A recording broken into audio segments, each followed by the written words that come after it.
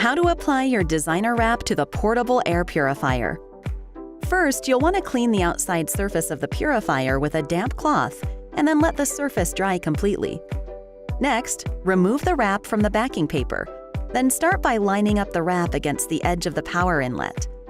You'll also want to align the wrap with the top and bottom edges of the purifier and slowly adhere the wrap as you go around. It's important to note here that you don't want to pull or stretch the wrap too much at this point, as it could damage the wrap and cause it not to fit properly. It is okay, though, to gently stretch it around the curves of the unit to assure it fits as accurately as possible. Encountering air bubbles? The wrap is air permeable, so all you have to do is gently press out the bubbles with your finger as you go along. If at any point you realize you didn't line up the wrap quite right, that's okay. You can carefully peel it off and try again.